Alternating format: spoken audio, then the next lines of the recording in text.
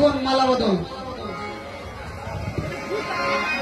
হ্যাঁ, সখীরা দুটি মালা গেঁথে রাধা গোবিন্দের হাতে দিলেন। আগে দিবে না, আমি যখন বলবো তখন। এটা একটু শর্ট করে মাইক্রোফোন। আরে মালা নিয়ে রাধা রানী যাই স্বামীর কাছে, মালা নিয়ে রাধা রানী যাই স্বামীর কাছে, মালা নিয়ে রাধা রানী যাই স্বামীর কাছে, মালা নিয়ে রাধা রানী যাই স্বামীর কাছে, মনিরে আনন্দে মালা পরাই স্বামীর গো, মনিরে আনন্দে মালা পরাই স্বামীর গো, পরাইয়ে দিল রে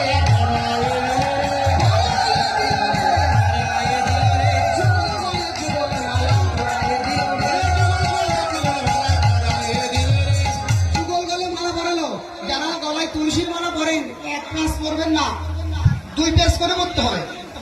গলার সাথে লাগাইয়ে পরে রাখতে যদি লজ্জা করে বড় করে দিন, জামার ভিতরে লুকাইয়ে রাখেন তাও করেন।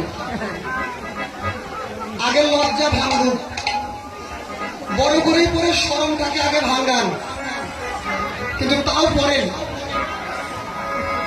মানুষের নিয়ম কিনে মানা, সোনার মালা পরলে ষাটের বোতাম খুলে হয়, আর তুলসীর মালা পরলে বোতাম সব কয়টা লাগাই দিয়ে আবার মাপলার জড়ায় ছয়, যাতে কেউ দেখতে না পায়। আমি একটা কাম করব, জগৎ দেখলে খুব দুঃখ লাগে।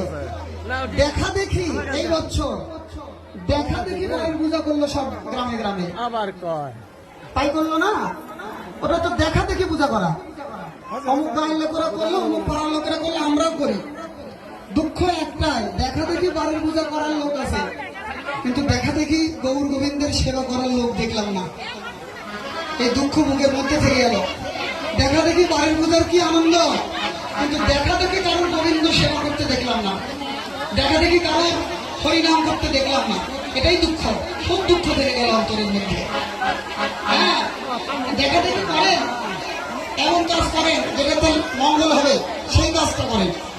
বাড়ির পূজা করতে আমার নিষেধ নাই, সব পূজাই বাড়িতে করেন, তাও মানা করবো না, করতে থাকেন, কিন্তু গোবিন্দের কর্ম সবার আগে।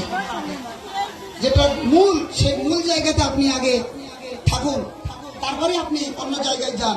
তো যেটার শাস্ত্রীয় অনুমোদন নাই সেটা করা যাবে না, এটা তো হুজুকের গেল। এইরকম হুজুক মাঝে মধ্যেই আসে, তো হুজুকের পিছনে দৌড়াবেন না।